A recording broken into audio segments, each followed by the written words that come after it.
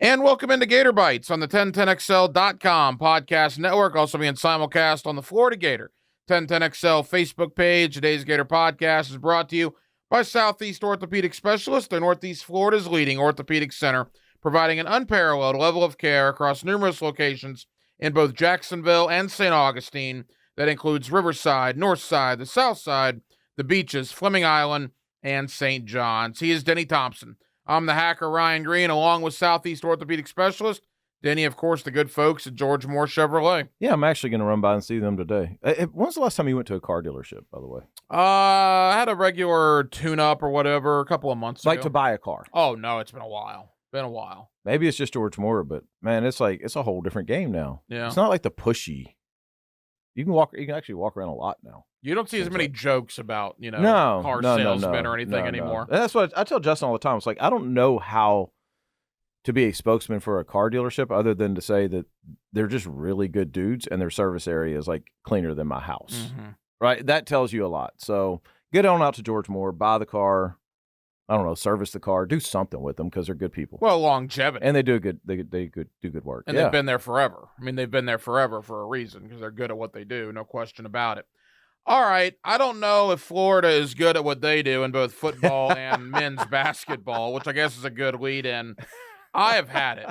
And I don't know why a Tennessee-Florida basketball game at 5 o'clock on Tuesday afternoon set me over the edge. But that was the final straw, at least for the here and now. Florida has become Mississippi State in football and men's basketball. They are a below-average football team that did not qualify for a bowl game. They are a below-average SEC basketball team that hasn't been to the NCAA tournament in 2.5 years, and that likely will be 3 years at the end of this year. They're 1-3 in conference. They got embarrassed in Ole Miss, or in Oxford and in Knoxville in 2 of their 4 conference games. So before we dive into sections of that, just a broad overview. Again, other sports are probably good, and we'll get into that. But football, Denny, and men's basketball, Florida might as well be Arkansas or Mississippi State right now. Yeah. No, I mean, the numbers are the numbers, Hack. I think if you went and looked at the numbers, it would suggest that Florida is in that bottom tier of the SEC in those 2 sports. I think the reason why Florida's not considered that way is a couple things, though, is I think everybody would agree that if you just looked at potential based on location and just kind of what the attributes each university has, Florida is in a different tier than those others. People would much rather live in Florida than Starkville, Mississippi, Fayetteville, Arkansas. Which is a bigger indictment. Correct. Of what's going on. Correct. If you look at especially football, which is where we focus on recruiting, Florida is a much richer football recruiting area than Mississippi or Arkansas, or I guess if you wanted to put Missouri in that or something like that. Oh, Missouri does laps around the Gators in both of those sports right now. However, I will say this. I think this Scott Strickland thing is funny because Florida every single year is one of the top, if not number 1, top 3 overall sports programs in NCAA athletics. And it's funny you bring that up. Okay. Because I have some numbers here. Okay. Scott Strickland was rumored for the Texas A&M AD job. Mm-hmm. He has come out and basically said that's not going to happen. He's going to stay at Florida. And one of the websites in Gainesville wrote this up on Strickland. I'm taking it directly from there. Strickland's stint at Florida has certainly been a success. 11 national championships across 7 different sports, including 37 Southeastern Conference championships. And there's merit to that. Those are factual numbers. Mm-hmm. You're talking 7. I mean, baseball team's preseason number 2, by the way. Yeah. I mean, 11 national titles, 7 different sports, 37 conference titles. But I am willing to bet that 97% of the people watching right now. Oh, no doubt. And don't give 2 flying rats, you know what's about that, because of how bad football and men's basketball are. Yeah, I mean, there's no question about that, and that's the bigger conversation too. Is are we at a point where there's the reality of this whole thing is there are student athletes on college campuses for everything except football and basketball? Should we almost hire GMs instead of ADs at this point to manage those 2, and then listen, real is real. I don't know how else to put this. And then every other sport is still in the NCAA jurisdiction. Because then at that point, like, you look at what Scott Strickland's doing and you go, man, like, everything's stable around the two major big sports, which happen to bring in all the money, which happen to be where everybody spends all their money. But everything else is stable. Like, golly, how do we carve that out and enjoy that success and all the money that brings? But at the same time, like, get these two things. I'm telling you, we're not too far from there being legit general managers that basically take care of that stuff. Graham Marsh, you're here with us. You are the one of us that is a Gator alum. You went to the Orange and Blue and the University of Florida. You got it pumping through your veins. Do you care? I got a cut this morning and Blue and Orange came out. Well, there you go. Do you care about 11 national titles in 7 different sports and 37 SEC championships? Or do you care about how awful football and men's basketball have become? I care, but in the spirit of what you're saying, if someone told me that I can trade all of that for successful football and basketball teams, I would trade it in a heartbeat. 2 seconds. No, I completely by the way, agree. You can even take out basketball if you want. I like Florida basketball. It matters to me. I watch the games. I'm invested. But if you told me that for the next 10 years, Florida basketball won't make the tournament, but football will compete for a couple of playoffs, I would gladly But here's take the here's why I bring up. Graham and I are lockstep because I will only put basketball in my conversation because you brought him up. Well, but I completely agree. You know, you look, most schools, not all, but most, the 2 biggest moneymakers, Yes, 100%. the 2 that people care about the Yeah, most, of course. are football and men's I basketball. don't know. Baseball may be getting there, bro. With some schools. I mean, these SEC crowds in baseball are. Yeah, but the reason I bring up men's basketball, Florida has 2 national championship banners in basketball. Florida's got 3 national championship banners in football. Not that long ago, 15 years, the Gators were on the top of the mountain in both sports. That's a long time, bro. Well, 15 years, relatively speaking, isn't very long. I was in elementary school, dog. Well, right. I'm out. Okay, but Danny Warfel was there. You're getting old, Hack. 30 years ago, and we still reference that. You see, you're getting old, and you got your orange and blue glasses on because I can tell you right now that there was a time Miami had gone 15 years, and I could probably pull tape of you on radio going, man, that was forever ago. Probably. Right? And I'm not mad. But let me ask you and this. I would have been the same way. I'm just saying 15 years is a minute. I think it would be an interesting exercise, and I'll pull it up. If you look at the college basketball national champions in the early to mid-2000s, where Florida was, even the late 2000s, and look at their programs today compared to where Florida is, I bet it'll be striking. Well, I mean, those programs will still be contenders. You're saying? Yeah, I don't. Let me pull it up. Well, I don't know that I agree. I don't know that I agree because that's teams like Ohio State, right? They never won a title. It's teams like, I mean, what has Kentucky done recently? What has Duke done? They're a top 10 team right now. Kentucky, yeah. So yeah, Kentucky's like number 6. Oh, they North finally Carolina's vaulted. Okay, number 4. My point is now though it's populated with like Purdue, Houston, and Gonzaga. You know what I mean? Baylor's really good. Baylor, like they weren't the thing back then. So here's the list. We'll go back to 2000. Michigan State, 2001 Duke, 2002 Maryland. Again, I would assume these teams are still pretty relevant. I'd have to look at Maryland. Syracuse in 03 with Carmelo. And then you had Jim Calhoun's Connecticut team. Then North Carolina. Then both Florida years. After Florida, Kansas, North Carolina, Duke, Connecticut, Kentucky. Yeah, but take away just the absolute blue bloods of North Carolina, Duke, and Kentucky, and everybody else falls in the same category as Florida for the most part, don't they? Well, I mean, Florida hasn't sniffed an NCAA tournament in 2+ years, and if this tournament were today, it'd be a 3rd year in a row. They're not. Well, going. I understand that, but they've come just as close to winning a tournament or making runs as Syracuse or any of those other teams, haven't they? Yeah, but let me. I mean, I'm just asking. I don't know. Some of these teams have fallen off, yes. Yeah, like Syracuse fallen off. Louisville's no good when anymore. You combine that with football, 5 national titles in the span of 12 years, football and basketball, 96 through 2008. And now both sports at the school are below average in their own conference. No. I get that.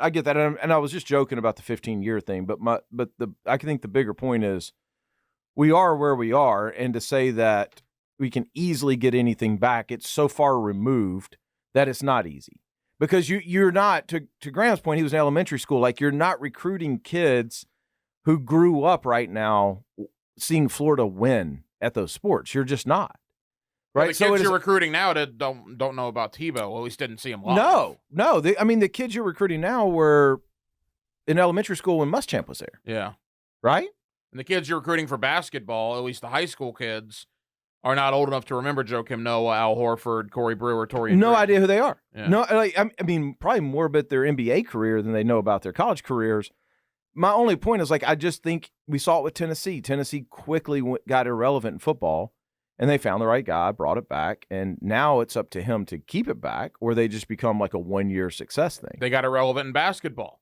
Found the right guy, That's right. And now they've beat Florida. Florida hasn't won in Knoxville in basketball since 2014. Yeah. This is not Cameron Indoor, all right, or Rupp Arena. You can't go to Knoxville and win a game in a decade?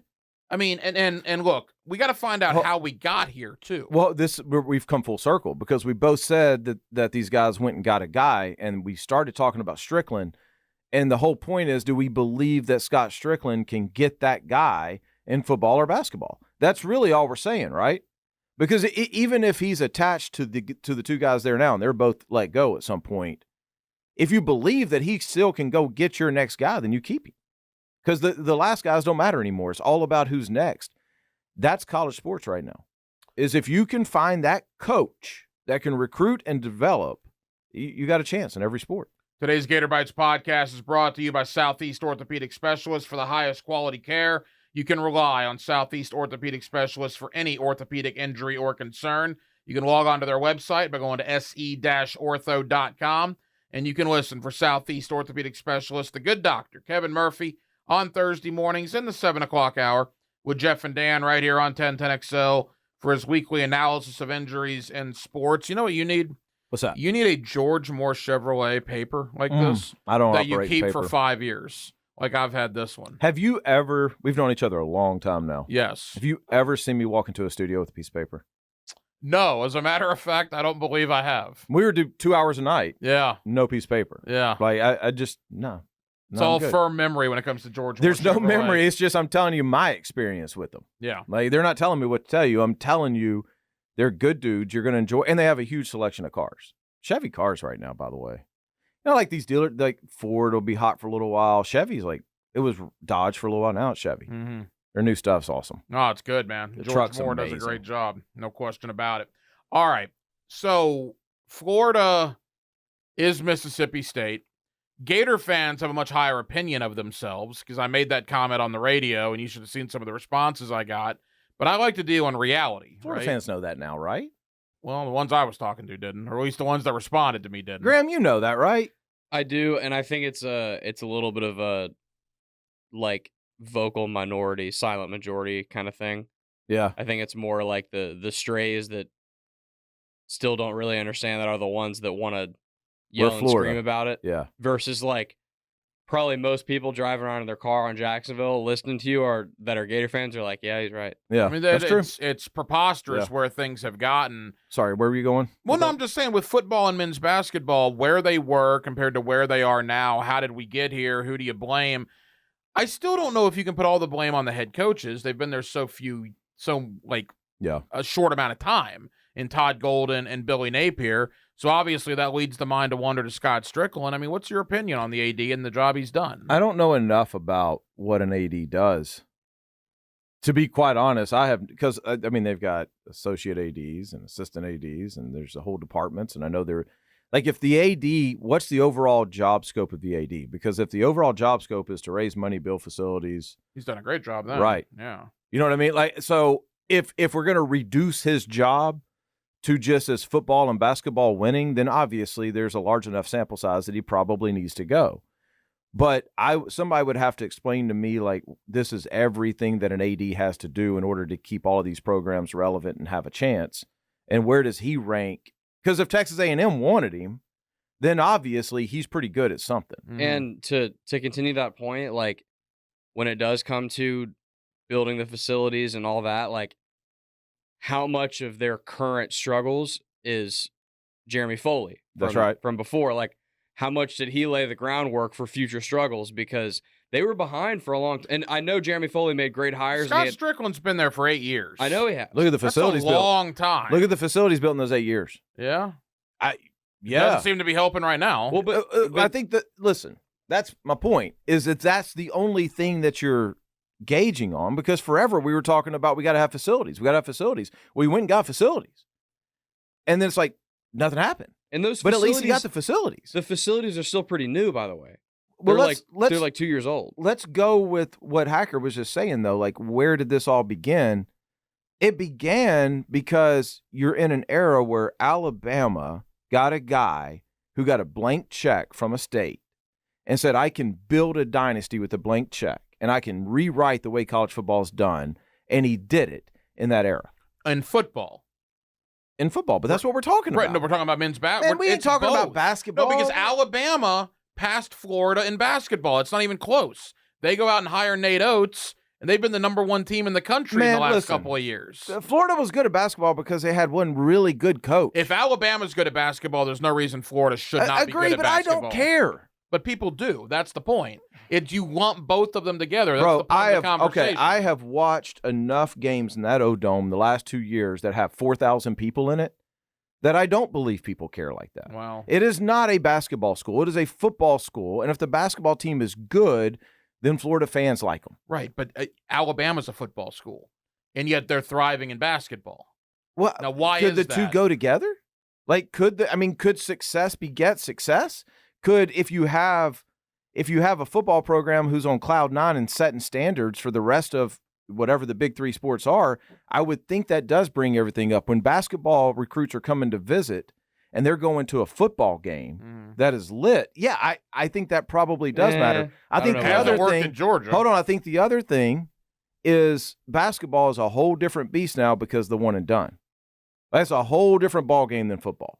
I don't know that you can build through recruiting anymore in basketball. No, basketball, we talked about this. College basketball got killed by the transfer portal. I mean, when you turn on a Gator basketball game now, if you're not familiar with them, like, only guys you're going to remember from last year are Riley Kugel and Will Richard. Everybody else is new because they're all transfers from other schools. And the next year, it's going to be the same way. Next year, it'll be the same. But my point is, like, if you look at what Alabama did, what Georgia has done, y'all, I'm telling you, I've been to Georgia where I've been taking a tour of their brand new state-of-the-art weight room. Right, but that hasn't helped their basketball program. Hold on, let me finish. Yeah. And then all of a sudden, it's like we go in another room, like, what's that drawing? Oh, it's the new weight room we're building.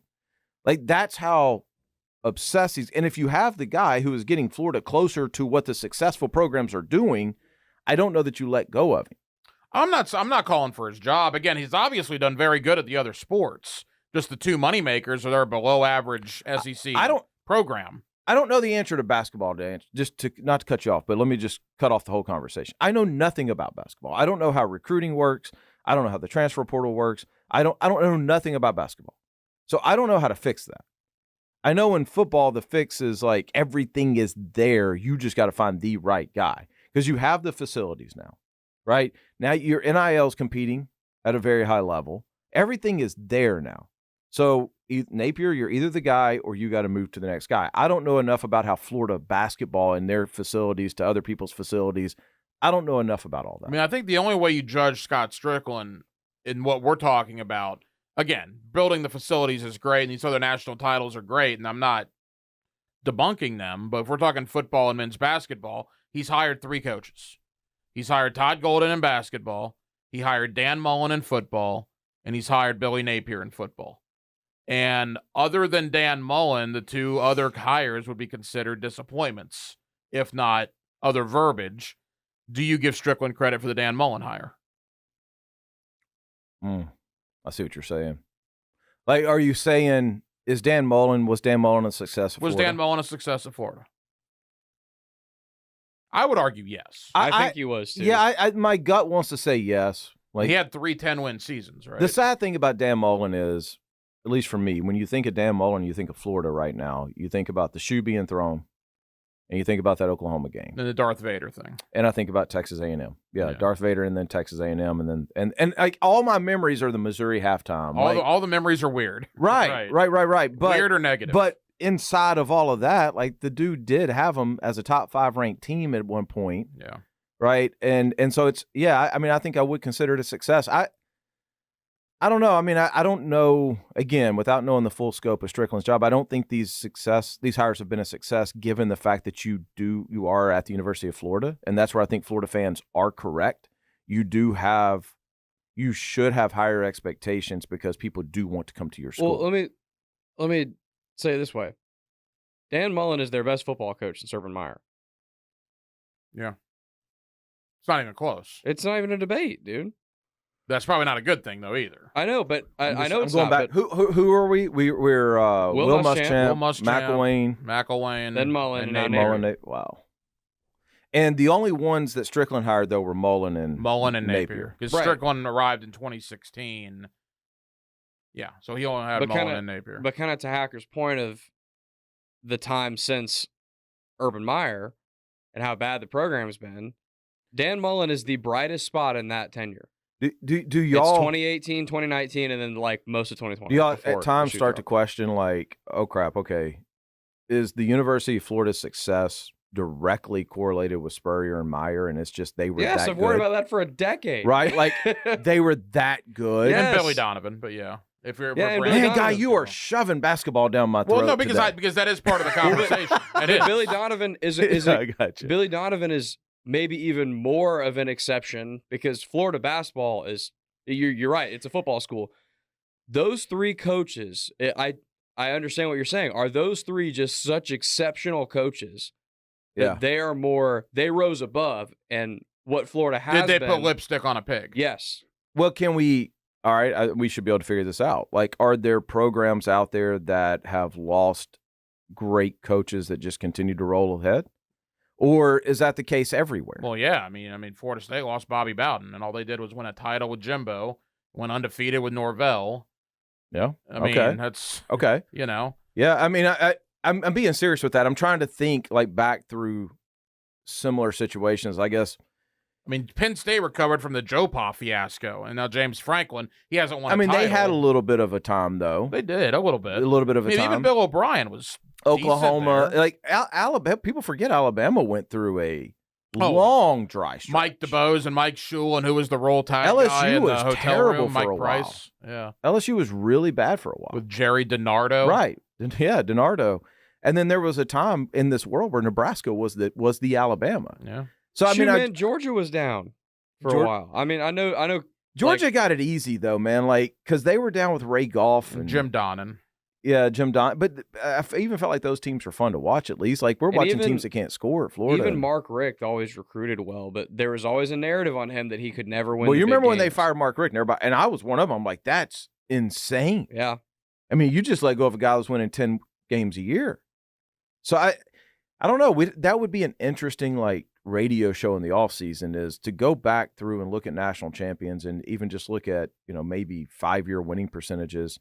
And then a coach leaves, Tom Osborne leaves, and what happens? And is Florida the norm like with this, or is there? Well, I think what else would be interesting too, and we'll look it up maybe for next week. I probably could think off the top of my head. How many SEC programs in the last athletic calendar year did not go to a bowl game in football and miss the NCAA tournament in basketball? Yeah. Because Florida did not go to a bowl game their last football season, and last basketball season did not qualify for the NCAA tournament. And this is a school that for years prided itself on being well-rounded above. That's a good point. Yeah, I mean, I don't know who would.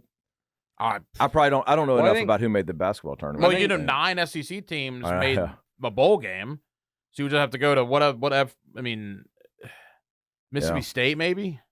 I don't know if Mississippi State. Yeah, we probably should look this up. This is bad radio to sit here and try to plow through all these things. But I mean, I think what you said earlier actually resonated with me more than anything. Is Missouri is in a whole different league. Yeah, and Florida plays Missouri this weekend, and Florida's going to get absolutely destroyed. Yeah, Saturday night when they play Missouri in college. I was telling Frangie the other day when I was in here. Almost every single college coach that I talked to, Eli Drinkowitz's name comes up about how well coached Missouri is. Mm-hmm. We had multiple quarterbacks play against Missouri this year, and every single one of them, man, they were good. Think about Drinkwitz, too. He just seems like a fun guy, which I think helps him on the recruiting trail. I mean, I'm just saying, Florida, that's not a name you hear. Yeah. Well, but. And to your point on that, they talk about how well coached they are. that has nothing to do with NIL and facilities, and has nothing to do with any of that. It has to do with during the week he has his guys prepared, And they're bought in. and then on Saturdays they're ready to play football. And quickly, we gotta go quick here because I want to end with football. Again, Southeast Orthopedic Specialists. They're Northeast Florida's leading orthopedic center. They provide an unparalleled level of care across numerous locations in both Jacksonville and St. Augustine. Southeast Orthopedic Specialist has been a sponsor of this podcast for a long, long time. We love them. They have locations in Riverside, Northside, the South Side, the Beaches, Fleming Island, and St. John's. Of course, George Moore Chevrolet. Three as well. times? We got to do this 3 times every podcast? I do what I'm Yeah, told. it's That's- beginning, middle, and end. That seems excessive to me, George Moore. Hey, At this that's point, your I don't have prerogative. anything else to say. Just go to George Moore. See Justin. Justin loves to talk to you. He's a good dude. Gator fan. Big Gator fan. Go see Justin. All right, football. How do you fix the issues that are there? Because, look, the transfer portal, I don't think Florida did a great job in it. I think it's very similar to last year. We see Ole Miss and Florida State, and they're, by the way, 2 teams that you play are getting everybody under the sun. Florida is not getting everybody under the sun. I thought the transfer portal this year, again, very similar to last year, left a lot to be desired. You have the hardest schedule in college football coming up in 2024. A lot of the hay is in the barn, man. There's not a lot of reinforcements coming in. Kind of what you got is what you got, and what you got should probably scare Gator fans with that schedule. Yeah, I mean, I obviously there's a plan. There's a strategy that Napier's operating under, right? I'd love to see it. Well, I mean, I think you are seeing it. I think this is his strategy, and I don't know. I've never had this conversation with him, but it feels to me like his strategy is I want program guys to come all the way through. I want to emphasize recruiting, and then we want to develop them here. And that's obviously now I thought that he would come off of that because I'm under the assumption this is a pressure year for him. Maybe he's been told differently. I don't know. Maybe he's been told, listen, stick to your plan. You got a couple years. I have no idea. I thought he would get more aggressive too. But to answer your question on how do you fix it, I mean, I think you first got to see this guy obviously has a strategy. Let it play out this year. And I know that's not what people want to hear, but if you're going to keep the coach, then you're going to keep the coach believing in what he's doing. And he obviously believes in what he's got in there. He's not making many changes. He believes in the guys that he's got in there. And he's saying, I'm going to roll with my strategy when everything's on the line. And so I want to see how it plays out. This guy thinks that his current roster is good. Yeah. And I think most of us would disagree with that. But he believes that what he has out there is equipped, and he has enough talent to go into that schedule, and because he's not stupid. His job's on the line. Yeah, Well, I he's mean, not an idiot. Like, yeah. he knows what he has to do. Yeah. He believes that roster can do it. But here's the Yep. thing. I mean, it's like, all I right, don't believe it can. Miami, Florida State, and UCF brought in arguably 3 of the best transfer portal quarterbacks this go-round. And Florida has to play all of them. Mm-hmm. They have to play Cam Ward in Miami. They have to play DJU in Florida State. And they got to play KJ Jefferson, who carved them up with Arkansas last year. He's now at UCF. It's just unbelievable the amount of talent these other teams brought in. Let me ask you this about Norvell. I want to lump Florida State and Florida. Mike Norvell just signed an 8-year extension for $80+ million, 10 per year. Now, if I were to tell a Florida State fan in August of 2022 that 17 months from now, Mike Norvell would sign an $80 million contract extension, you would have been laughed out of the room. Mm-hmm. 17 months from now, Yeah. if I tell you Billy Napier is going to get an $80 million extension, you would laugh me out of this studio. Are there any parallels to this? No, I was going to say, I actually would not laugh you out of the studio. I have not been the one that says I've given up on him, because what I see is a guy, like I just said, who is very convicted in what he believes. And this is not, sometimes you get these guys and like they're all over the place. They go bring in these big classes or bring in like the Feld 5-star. Mullen did this a little bit with like the Miami running back. And y'all know who I'm talking about? Like there, what was the running back's name that was at Miami? Hit the I know Lorenzo who you're talking Lingard. and then Yes, there was a Lorenzo Clemson one too, right? Bowen or something like that. Oh, yeah. DeMarcus Bowman. DeMarcus Bowman. So there's some coaches that would come in and just like, I want to get. I actually respect the fact he'd get guys that were not going to qualify Right. academically on the trail. Right. Remember I actually RJ Henderson. Yeah, committed to the Florida? linebacker too that had to go to JUCO forever. Yes, DeJuan Black. DeJuan DeJuan Black. Yeah, he was on the roster. That last is year. not what Napier does, y'all. Like Napier is coming in here and he's like, okay, this is the way I'm going to run this team. And man, if you got that kind of conviction, and that's the same thing Mike Norvell did, little different game plan, but he stuck to what he believed. If it pops, man. And that's why I think you do. It's hard to believe in the guy. I get that. And I don't believe in him. And somebody will have to tell me what enough is next year. I guess it's 8 wins. Is that enough? If they win 8 games on that schedule, he should be coach of the year. Okay, is 7 wins enough? A bowl game. You got to just get to a bowl game. A bowl game. Okay. That schedule's brutal. I think he does it. I think he does it. I think what determines his future at Florida is going to be the schedule leading up to Georgia. Yeah. Because no. That's the more gettable part of the schedule. If they can win 4 to 5 games in that early part of the season, then I think 6 wins, maybe even 7 or 8 is on the table. But listen, but the bigger point, Graham, is like if they the question was, would it shock you if 17 months from now he was signing a long-term extension? Yes, God. See, yes. it wouldn't shock me. I would not be living for hell out of Now, it. to be fair though, if next year you don't go to a bowl game, and so your last 3 years basically you got beat 30-3 or 31-3, whatever it was, you didn't qualify, yeah, you got to go. Well, let's quickly go over the schedule next year. And again, we'll have months to do this, but what the heck? What games will they be the favorite in? Okay. Let's play this game. Home against Miami, August 31st. I think that'll be almost a pick 'em. It probably will be too. close to a pick. Yeah, I do too. Sanford, they'll be the favorite. 1 point spread type. Home thing. against Texas A&M. I think they'll be Man. favored.